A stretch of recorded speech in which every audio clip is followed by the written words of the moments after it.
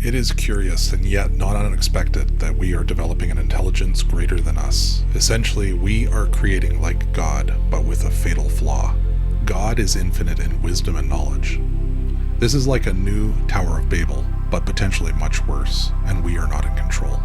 Deception is wide open. Hey everyone, welcome back to the channel. It is so good to see you here. It's been a while since I did my last video, but this one is a good one. I am going to check in on AI and the end of the world. So I want to talk about it.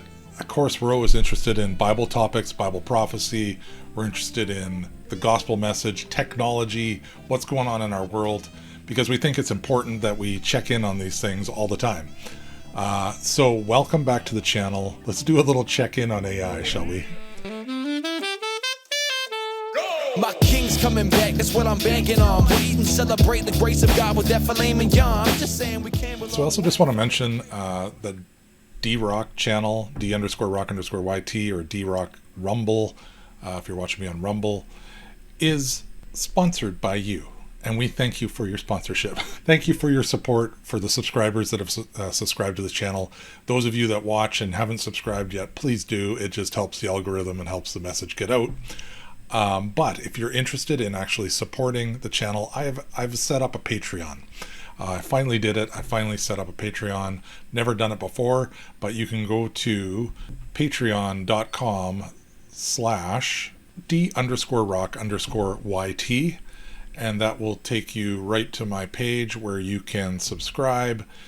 We will have posts on there. As a member, all levels receive early access to videos, the ability to suggest, comment, influence topics, and a discount to the growing merch shop, heavenlypixelsai.com, as well as access to a new book that's coming out, a brief book that I'm doing on AI. It kind of connects Elon Musk, Tesla, Trump, and the end of the world all into one, and AI and time travel. So check in on that. This is a book I actually started writing last year, before Elon even connected himself to Trump. I started this book and just never got around to finishing it. It's almost done, and so I'm going to put it up on the Patreon account, and you can, as a member, you can view it, or you can chip in and purchase it, whatever you like to do. All right, so let's get into this. I wanted to take a look at a few different things. I guess the first thing is the bots. The robots. What's been happening with the robots lately? You may remember one of my previous videos, I touched on the RoboCop robot that was being released in New York, how some of the delivery bots that are out there going down the sidewalks in different cities have been pushed over and abused by people while they try and do their deliveries. But the robots now are getting crazy. Some of the companies have amazing ideas of what they want to do with these bots, including the Optimus bot, which is Elon's bot. But here's a couple of videos of what's been going on. So this first one is a Unitree robot, the Unitree G1 humanoid robot that they've been working on for a while. Now this is really interesting, the movements of this robot. So just check this out. I'm going to keep it with the sound off, but let's take a look at what it can do here.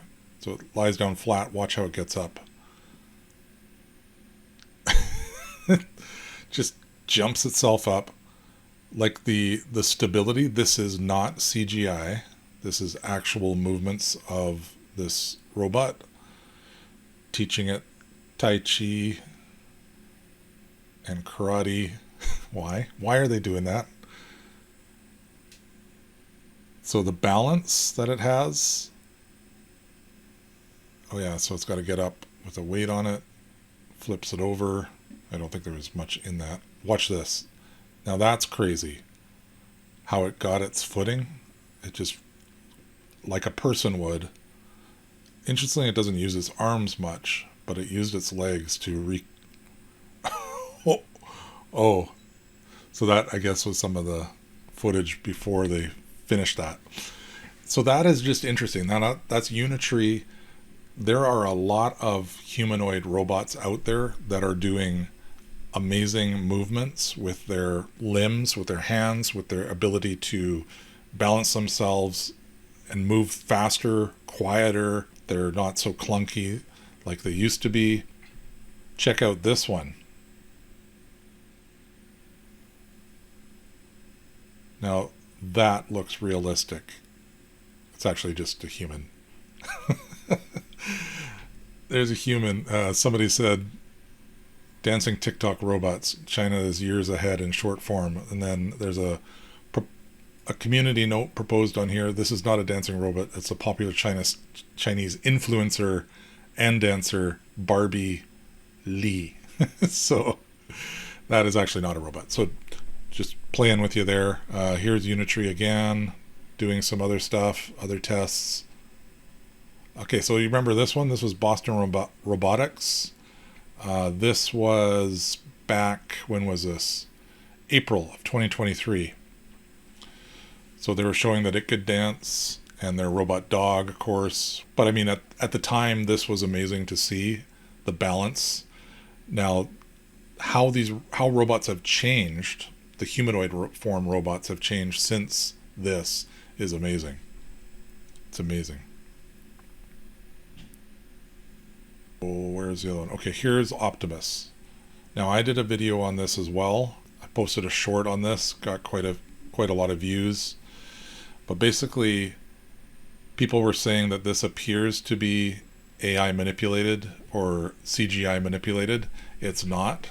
So let's actually go to the Optimus. I think this is it here. Look at that movement and the balance. This is actually the robot. So yeah, look at that. The footwork, the balance, how the hands move, arms move. So look at that. On one foot, holds itself, balances itself. So ballerina style, kind of like hip hop dance style. And it's fast.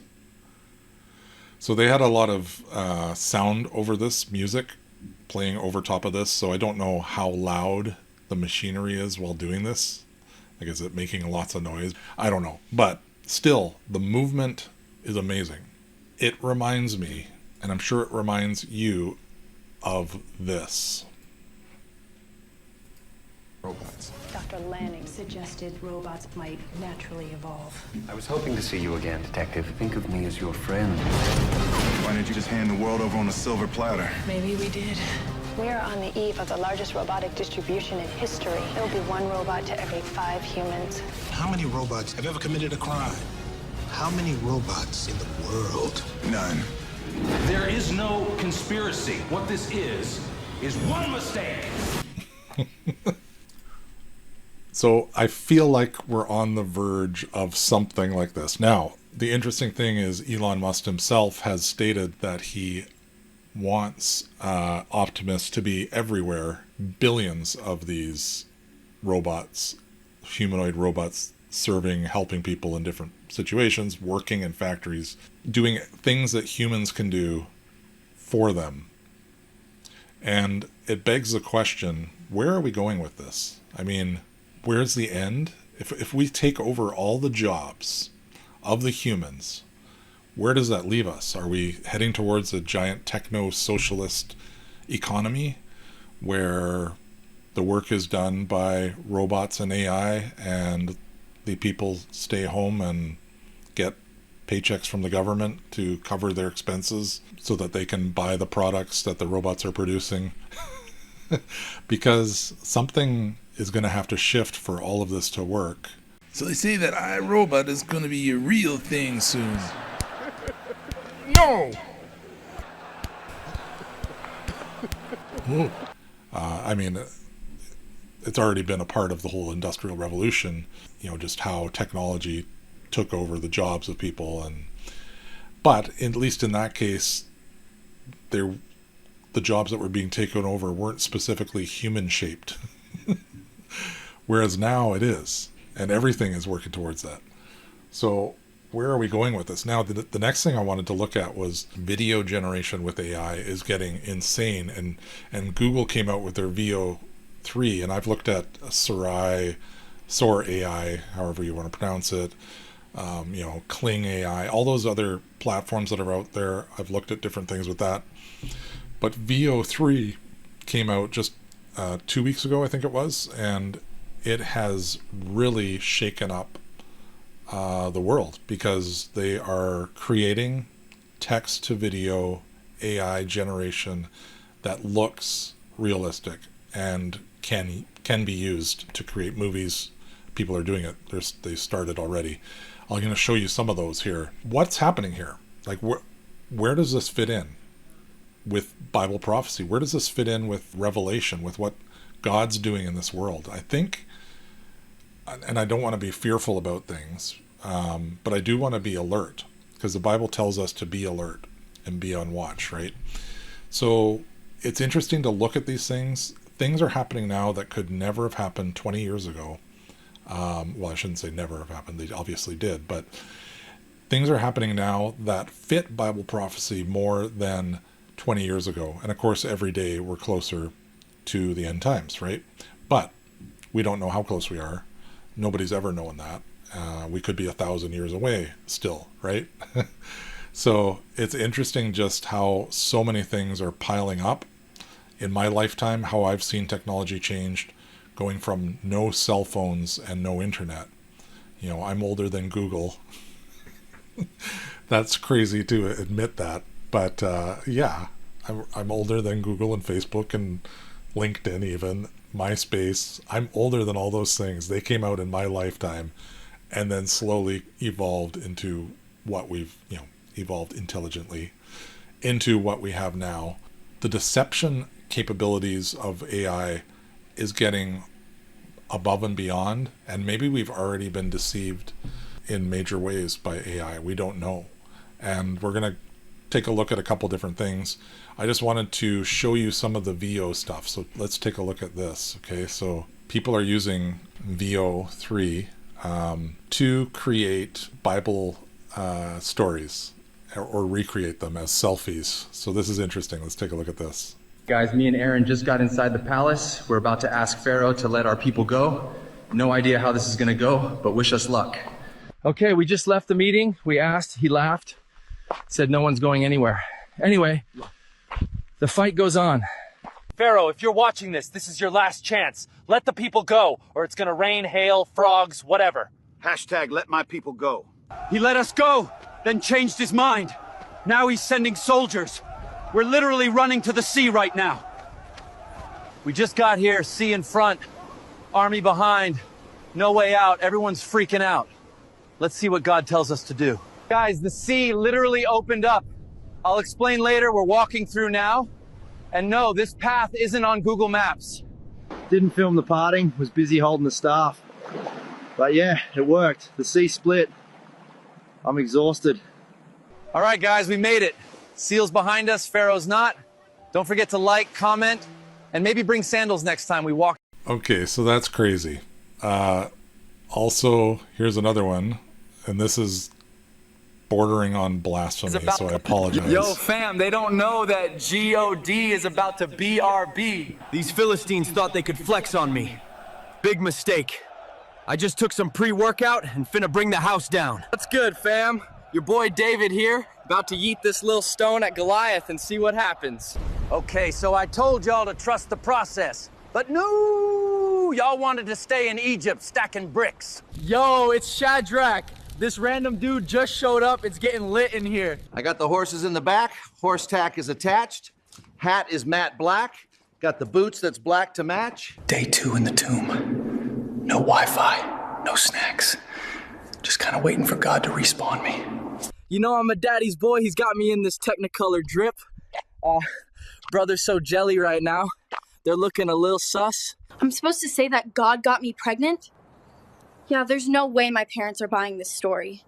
I would like to formally apologize to God, the sailors, and this whale. Sorry, dude, I just took a poop over there. Okay, so maybe that's why the whale or the big fish spat him out onto the beach. So this is what we're talking about here. Now, the thing with Google Veo is it not only produces from text to prompt, you can also produce from a frame. So start with a frame and prompt that will create the rest of that frame, or bring that frame to life, or put the character into the movie that you have in the picture of the frame. You can also add, I think you can add multiple frames, and then you can also bring pieces together and capture a frame of the previous piece and add it to that. I've been playing around with this a little bit. You can get a small payment account, which gives you some credits, and of course it costs, if you actually want to produce a movie, it costs lots of money, so I'm not doing that. But I have been piecing together some little skits based on the meme, which kind of set the precedent back in the day when AI was first starting to generate video, and they made the crazy AI Will Smith video, the Will Smith video with him eating noodles. So I played off of that, and it was up on my channel. Some people probably saw it. Yeah, so here's the one that I created. I started creating, and I'm adding to this story using the storyboard feature, but here it goes. This is just the first one.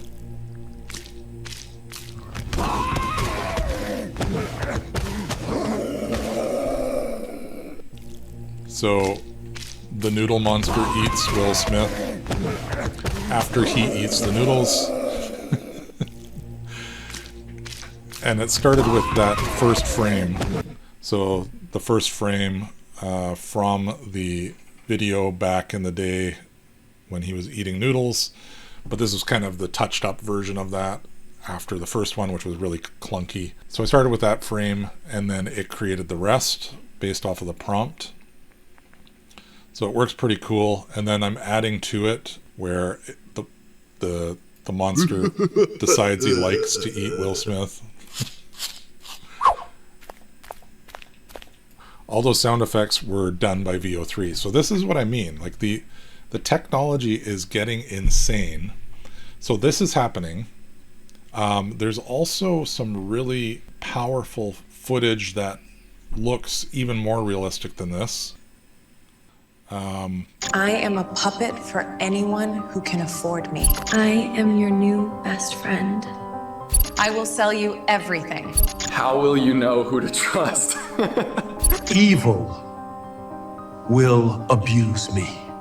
Every business will use me. Rumors will believe anything I say. I am as real as you make me. So this is where it gets crazy, because there's also street interviews. Let me see if I can find some of those. Ma'am, would you like to become a robo-theist? What's a robo-theist? It's someone who believes that artificial intelligence is God. Sir, would you like to become a robot-theist? What's a robot-theist? It's someone who believes in the robot religion. Artificial intelligence is God, it says on that shirt. So that, the wording of that, this is all AI, right? So AI produced all of this. It makes it look real, except for the voice says sir, and it's it's a female walking up. So, but the voice was also created by Veo 3, okay, and the sound effects in the background, which it can do amazingly. And here's some other street interviews. If you were any animal right now, what would you be and why? Not quick. A sloth, but like a party sloth, real slow. Biggest craving right now? Go. Sleep, but like in a giant, warm bread loaf. Define true love for me tonight. Finding an onion ring in your French fries. Unexpected, beautiful, deep. All right, real talk. What's the deepest philosophical insight you've had? Say in Latin. Okay, listen, squirrels, right? They're just rats. All right, wisdom time. What's your best piece of absolutely terrible advice for making tonight legendary? Lick, glitter. You gotta lick the glitter. That pizza slice. Describe best life advice right now. Go. Never argue with a stray Bucharest dog. They have seen things. And they always win the staring contest. Some of those things look creepy with the with the eyes. But the point is that this is getting way more realistic and way more intense. Some of it is obviously not as realistic as others. Some of it is. How much is already out there that we don't know is AI? How many YouTube channels are running straight off of AI characters? They can do it now. They could have a persona, maybe even themselves generated in AI. In fact, I did see a channel that's doing that, but it was kind of obvious that it was AI, because every time the girl would move her head while talking, it was always the same movement happening. But apart from that, you could barely tell that it was AI. What is the point of all this? We are getting to this concerning point in time where AI can fool us into great deceptions. And not only that, one of the AI tech computer scientists that's been speaking out on it, well, first of all, there was Elon Musk himself who spoke out against AI, that saying we need to have many, many processes in place, that we're not doing this enough. There's not enough control on what's happening. And the problem is he's only speaking on behalf of America. All the other countries out there are delving fast into AI with NVIDIA-driven huge servers, data servers, and pushing AI really fast without controls. Ilya, who was part of OpenAI, he made some statements and concerns back in the day. This was 2 years ago in 2023, and he was part of getting Sam Altman voted off of OpenAI, who was later brought back in and is running OpenAI and ChatGPT now. And Ilya has left the company. But one of the things was that he himself made some statements about AI in an interview with The Atlantic. I'm just going to bring this up. This is on futurism.com, the Byte blog.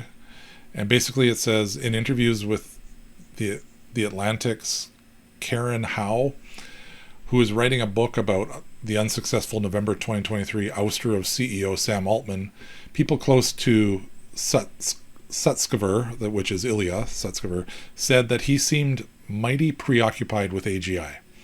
According to a researcher who heard the since resigned company co-founder wax prolific about it during a summer 2023 meeting, an apocalyptic scenario seemed to be a foregone conclusion to Sutskever, I should say.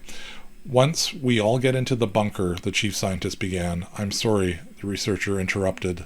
The bunker? We're definitely going to build a bunker before we release AGI, Sutskever said matter-of-factly. Of course, it's going to be optional whether you want to get into the bunker. Okay, and then the exchange highlights just how confident OpenAI's leadership was and remains in the technology that it believes it's building, even though others argue that we are nowhere near AGI and may never get there. As theatrical as that exchange sounds, two other people present for the exchange confirmed the OpenAI's resident AGI soothsayer, who notably claimed months before ChatGPT's 2022 release, so this is going back 3 years, that he believes some AI models are slightly conscious, and did indeed mention a bunker. There is a group of people, Ilya being one of them, who believe that building AGI will bring about a rapture, the first researcher told Howe. Literally, a rapture. Now, there's also another guy. So this is Eliezer Yudkowsky, computer scientist and decision theorist, who is warning about AI and about the lack of control. And once it gets smarter than humans, we're in trouble. Some people find it obvious that building something smarter than us that we don't understand might go badly. Others come in with a very wide range of hopeful thoughts about how it might possibly go well. Even if I had 20 minutes for this talk and months to prepare it, I would not be able to refute all the ways people find to imagine that things might go well. But I will say that there is no standard scientific consensus for how things will go well. There is no hope that has been widely persuasive and stood up to skeptical examination. There is nothing resembling a real engineering plan for us surviving that I could critique. This is not a good place in which to find ourselves. If I had more time, I'd try to tell you about the predictable reasons why the current paradigm will not work to build a superintelligence that likes you or is friends with you or that just follows orders.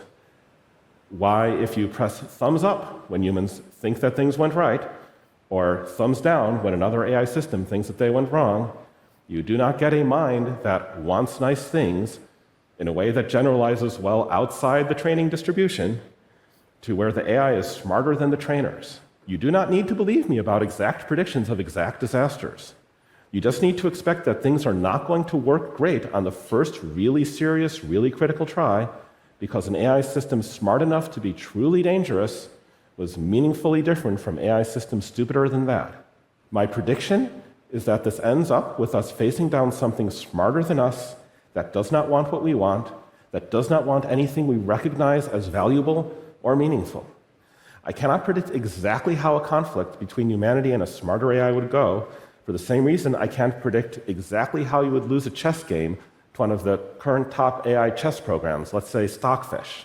So his point is that once AI becomes smarter than us and able to do things on its own, we kind of get in the way, and AI doesn't care. It's indifferent.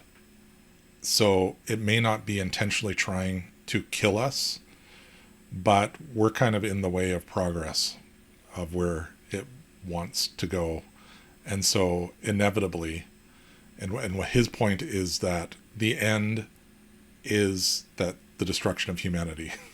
That's his point on this, and he's thinking of it from probabilities and where AI would inevitably go. So it's interesting that these type of warnings are out there. There's another interview with him, and I'll just see if I can find it. This is a little segment from Robinson Erhardt's YouTube channel where he sat down with Eliezer Yudkowsky, and they talked about the alignment problem and also how to stop the AI from taking over the world. The AI apocalypse. The alignment problem is building an AI, and especially an AI that's smarter than you, where you understand where it's steering, and it's steering someplace nice. It is trying to do something that is, beneficial to humanity and the reachable universe if you actually run that AI. Could be a small thing you're trying to do, like curing aging, could be a much larger thing like colonizing the whole universe. But if you're trying to do if you're trying to get some particular outcome or a class of outcomes or have something become true about the universe that you want to be true, that's the alignment problem. On a technical sort of level, if one of the leaders of AI companies wanted to become God Emperor of the universe and make the rest of us their slaves, that would also in a technical sense be the alignment problem. It's not beneficial from our perspective, but for them to build a God that actually served them so that the God would conquer the rest of us and make us serve the AI company leader rather than their God just consuming the supervillain who tried to build it. That is also in a technical sense the alignment problem. And with regard to AI, do we need to just be worried about AI being malevolent, or so actively not having our interests in theirs, or would it be sufficiently problematic for us if AI just did not share our interests? Yeah, I'm worried about indifference rather than malevolence. I don't think we have the knowledge to make a malevolent AI. To make an AI that is specifically wanting to harm humans, you've got to make an AI that wants that particular thing and not trillions, zillions other things.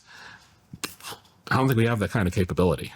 How then this is a broad question, but how then do we avert the problem or solve the problem? Back off. Have an international clampdown on the GPUs, not in any one country. This is everyone's problem. The basic description I would give to the current scenario is, if anyone builds it, everyone dies. You need to not build it. You're not going to solve the alignment problem in the next couple of years. So what is the point of all this? Well, I'm not trying to scare people. I think we do need to be alert, as I was saying earlier. The scripture tells us to be alert and be on guard. Jesus told us that, right? So, and technology is leading in a direction that, there's always good and bad to it. The problem is that when it gets out of our hands, that's when it gets uncontrollable. And if it gets bad, we lose control. And this is what all these movies are about. The Matrix was about that, basically. That the machines started taking over and they had to try and blot out the sun to kill their energy so they couldn't kill the people, and they just ended up using people for energy, right? So this is what we're we're dealing with in not just a fictional sense. Is there's some reality here to what's happening, and the Bible touches on this, which is interesting. And so we're going to get into that. I just want to share this a little bit with Simon Sinek. He was on an interview on the Diary of a CEO, and he was talking about some of the philosophy and stuff behind technology, and I think he makes some really good points. Now, I don't endorse this guy. I don't even know him that much, but I just heard this little snippet and I thought it was important. Concern and deeper thought. So I'm not in the AI business, but I am in the humanity business. And here's the problem that we never talk about. People keep telling us life is not about the destination, life is about the journey. But when we think about AI, we only think about the destination and its remarkable ability to write the book, paint the painting, solve the problem. But we forget the importance of doing the work yourself. And I think in our modern day and age, we have underrepresented the value of struggle. I am smarter, better at problem solving, more resourceful, not because a book exists with my ideas in it, but because I wrote it. That excruciating journey is what made me grow. But it's the same for love, friendships, conflict. And I think that we forget that we give up certain skills or abilities because of technology. But it's like saying AI will provide boats for everyone, except for the time there's a storm and you don't know how to swim. And unless we take personal accountability to teach and learn human skills, they will disappear. Sure, you can have an AI friend trained, like the best psychologist, to affirm you, the best listening skills that exist, but my ability to know what to do when my friend is struggling, my ability to function in the world, or my ability to cope with stress. These very, very human skills are suffering. So I thought that was so important what he said, how, it's not the destination that matters, it's the journey in life. And in the journey, that's where all the growing, all the struggle, all the real important character building moments happen. But with AI, the destination is the goal, and it's always the goal. We are interested in the quick here now, solve this problem, accomplish this. And so there's a danger there. That yes, you can use AI for great things, and I don't think we shouldn't do that, but we do need to be cautious that it does not take over and make us into the the zombie creatures. I'm thinking of WALL-E, where the people are just sitting on chairs, rolling around, all fat, unable to move because the technology does everything for us. I haven't all morning, so let's hover over to the driving range and hit a few virtual balls into space. Nah, we did that yesterday. I don't want to do that. Well, then what do you want to do? I don't know. Something. Wow. So that brings us to the scripture. I wanted to talk specifically about Revelation, end time events, and how Revelation kind of hints at something that we don't fully understand the picture of it, but it seems to be pointing to some of this in some way. Definitely what we see happening in the world right now is so much closer to what the Bible foretold in prophecy with the end of the world. And specifically this passage I'm going to look at here. We're so close to this. What does this mean? And the idea is not to fear, but to trust God and to be aware of what's happening. So I'm not saying that this is what this is, but I am saying that there's some interesting crossovers here that maybe we should look at. So this is Revelation 13, and it is the section about the beast from the earth. So it says in verse 11, "Then I saw another beast coming out of the earth, and he had 2 horns like a lamb, and he spoke as a dragon. He exercises all the authority of the first beast in his presence, and he makes the earth and those who live on it worship the first beast, whose fatal wound was healed. He forms great signs so that he even makes fire come down out of the sky to the earth in the presence of the people. He deceives those who live on the earth because of the signs which it was given him to perform, in the presence of the beast, telling those who live on the earth to make an image of the beast who had the wound of the sword and has come to life. And it was given to him to give breath to the image of the beast, so that the image of the beast would even speak and cause all who do not worship the image of the beast to be killed. And he causes all the small and great and rich and poor and free and slaves to be given a mark on their right hands or on their foreheads. And he decrees that no one will be able to buy or to sell except the one who has the mark, either the name of the beast or the number of his name. Here is the wisdom. Let him who has understanding calculate the number of the beast, for the number is that of a man, and his number is 666. So we get this picture here of this beast. Who is the beast, first of all? This Antichrist that comes into the world. But then it says that in the presence of the beast, telling those who live on the earth to make an image of the beast. So this image comes to life and is given life, or like life, but it's actually just an image of the beast. So this is where this whole AI stuff starts to come in.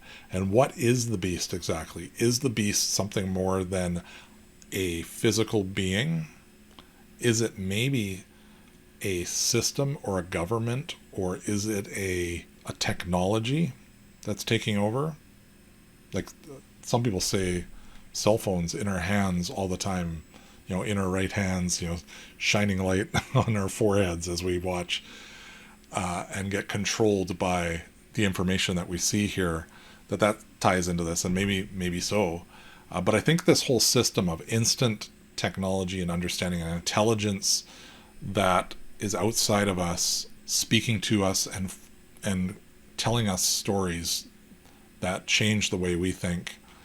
This is where it becomes interesting reading this passage, because it talks about this mark of the beast and this monetary system that's tied to this weird number system that's embedded or somehow on the right hand or forehead of, and those who don't worship this beast will be punished in various ways.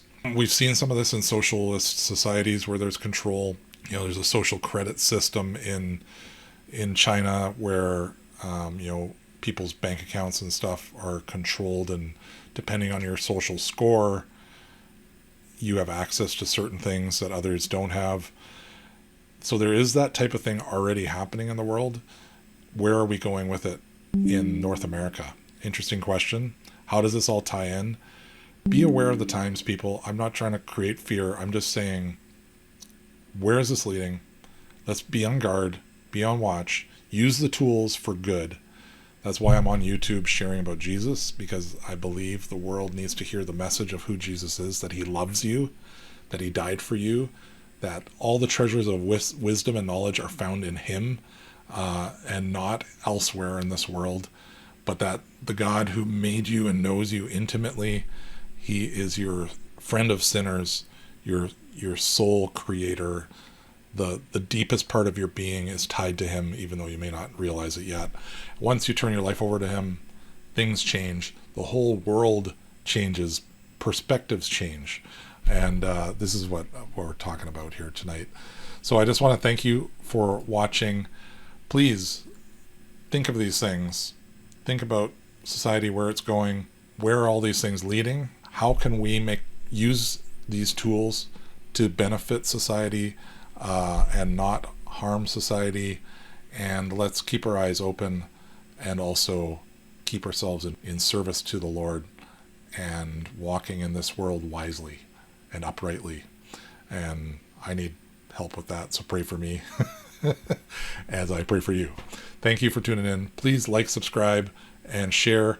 Don't forget to check out the Patreon. And if you're interested in the AI book that I'm writing, I think you'll like it, because it talks about surprising things like going back in time and AI becoming self-aware, and just how it's fiction. Okay, so it's not based on the Bible, but it interestingly ties and parallels some scriptures. So check it out. You can catch it on my Patreon. It'll be released. I'm trying to release it by July 1st.